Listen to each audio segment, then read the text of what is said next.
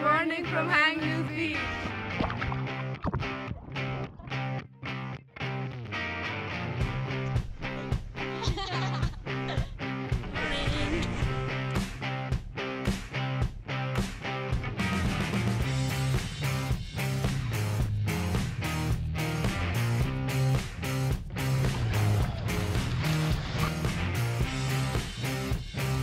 Twin tube racing gets more interesting because it's much easier to learn than, for example, freestyle, and because of it's in a discipline for the Youth Olympic Games. Many of the girls just ride for 1 year and are very, very good because you can learn so fast at twin tube racing.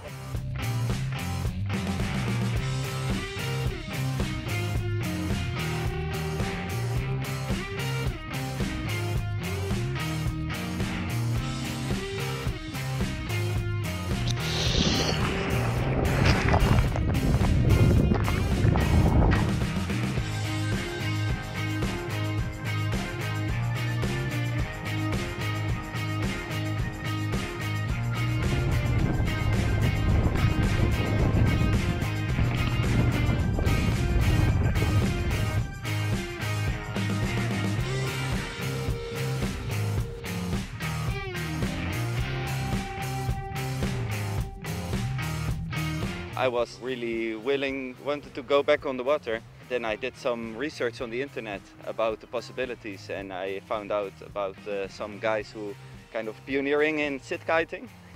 So they sit on a kiteboard and even with paralyzed legs they are still able to go riding.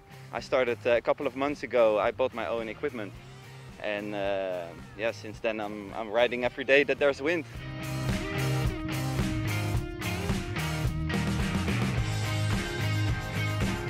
A few of us have been doing that already for 10 years, but now we need to spread the word and to show the world that it is possible also for more of us. So we need to have more participants worldwide in the sport. And that we can do also via being here at the World Championship to show the world that parakiting is a sport which will be in the future totally suitable for competition also.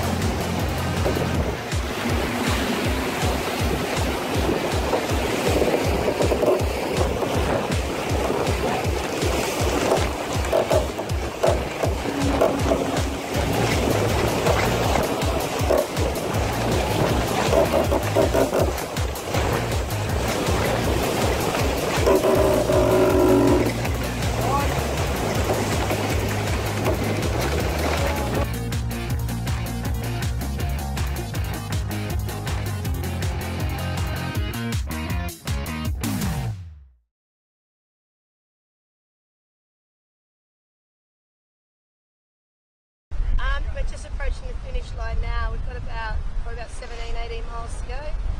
We've got PSP just in front of us. Unfortunately, Mickey got away with us last night. Went through a little squall which we got on the wrong side of.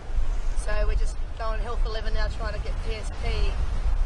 What we've got to hope is that UNICEF stays in front of Mickey and we're okay. So we're just relying on other people's results, which is always horrible. And we're just trimming like crazy, and all the crew's up, haven't had much sleep, and we're just going as hard as we can. It's pretty jovial actually. I think we're all really stressed, so it's just laughter is the best medicine for stress, I think. So lots of joking and laughter, which is really nice. But I think there is an underlying current of tension. Well, there is in me. So I'm living on chocolate-coated coffee beans at the moment and Red Bull, so I'm powered up. I have us finishing just behind PSP. A bit of shock, disbelief, joy, sadness. You name that emotion, I'm probably feeling it right now. I haven't even thought about that right now. All we were thinking about was just finishing this race and doing well. So, I don't know. For the first time in my life, I think I've lost for words. We did for a while, but we just hoisted the wrong sail, then the wind changed again. We could have gone for a bigger one, so by the time we got it up, we weren't going to catch them. Even though not beating them wasn't going to affect our standings, it's still a race till the end, and that's what this team's all about. Just, you know, take it in your teeth and don't let it go and keep shaking until something happens. Oh, look, these guys have been awesome. You know, I had a couple of good relay sailors before we started who have brought the rest of the team up, so, you know, and everyone's given everything, so, yeah, everyone's contributed, so this is all down to the team. So I was really lucky to have such an awesome team.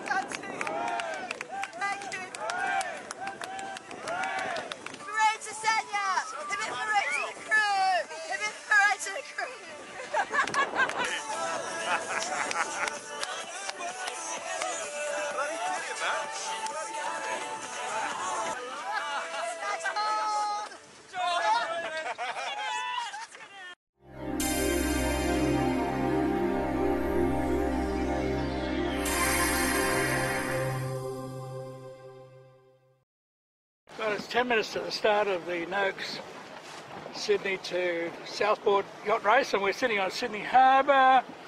There's Blackjack, which is the old Alfa Romeo, just sitting here with all the other big boats and the other little boats, and there's no wind.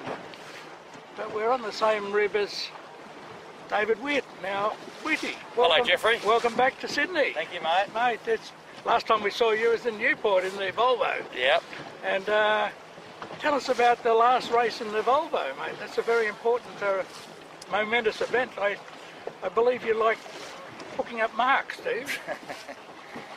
Yeah, I mean, that probably just topped off our whole race, to be fair, but we're certainly glad it's over now, and we're here looking at the other 400 footers we've got to beat on Boxing Day, mate. Well, it's a whole new ball game now, isn't it, mate? It's the big race. Yeah, and I don't even know if we're going to get a start here, Jeffrey. There's no wind. No, mate. Everyone's floating around, and you know I love a punt. Yes. If I could find a bookmaker right now, I'd put everything Kim and I own on Blackjack to be first out the heads here in these conditions. I've just been watching Comanche and Loyal, and they look like they've got an anchor out. They're not going to be moving. So, and the Oats isn't a lot better in this stuff. So there's the Oats in front of us there. Yeah, the Oats ain't a lot. It's marginally better, I think. So I think Blackjack will be your boat here to get out the heads. So why don't you tell us about what you've got in plan for the future? I know that you have a very important company in Hong Kong. Yeah.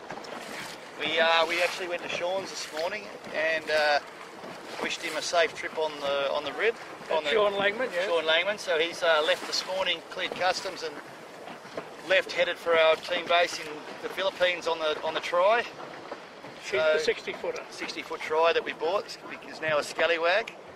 So Kim and I are off on Monday with Nipper and Piercy to back to work to meet the try, get it all ready and do a couple of races in that, and obviously also still put the 100-footer back together and start working on trying to win this Hobart race, mate.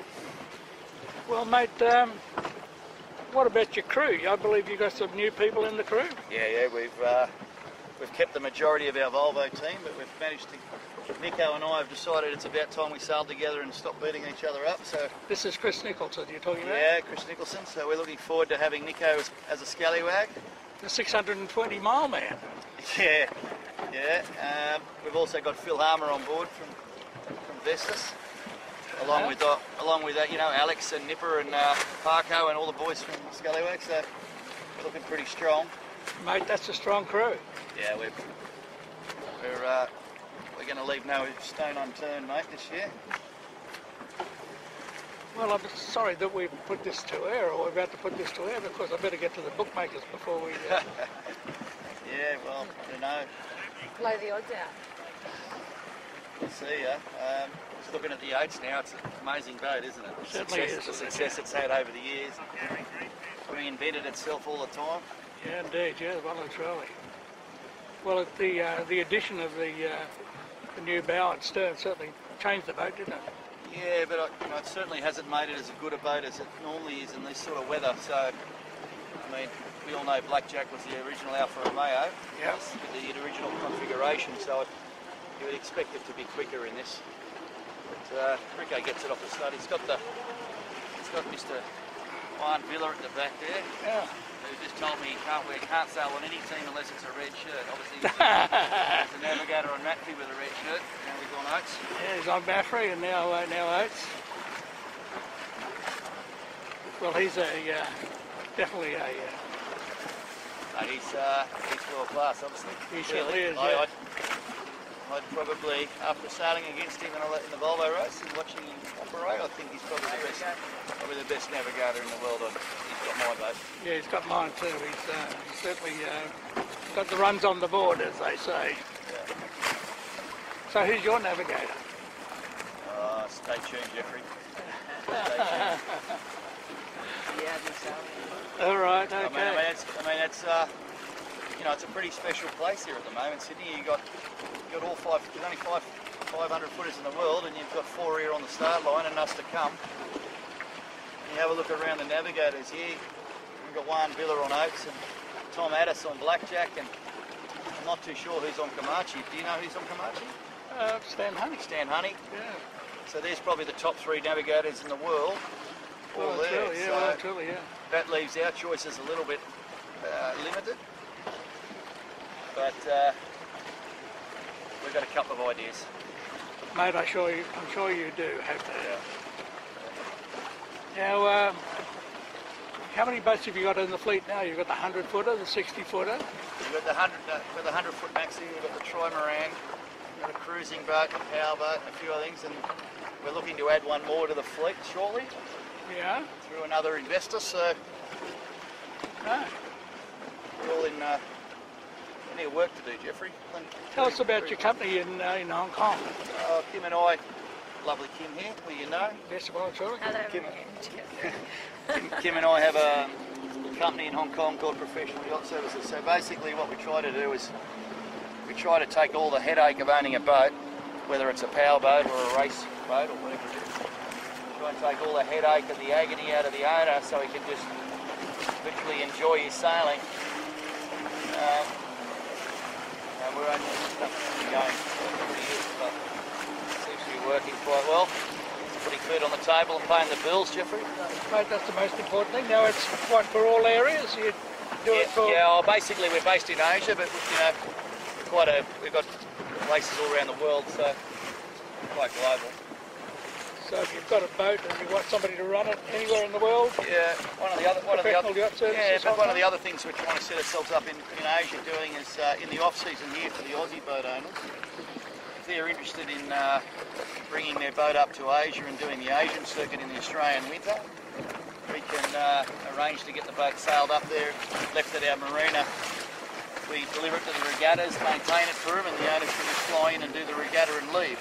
Been one of the difficult things in Asia in the past was the time commitment. Sure. And as you know, Jeffrey, time's money.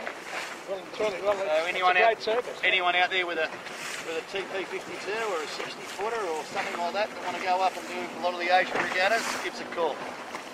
Man, that sounds fantastic. Great service, eh, mate? Well, let's get back to the Volvo. So, how did you hook that mark? I noticed you just fogged me off there. Yeah, I did fog it off. Well, the truth of the matter is, Vestas went around the mark just ahead of us. We were quite well ahead of Turn the Tides and just basically playing it safe to make sure that they didn't beat us overall. And Vestas, their dagger board grabbed the mark and dragged it, which lifted the anchor chain up to the surface.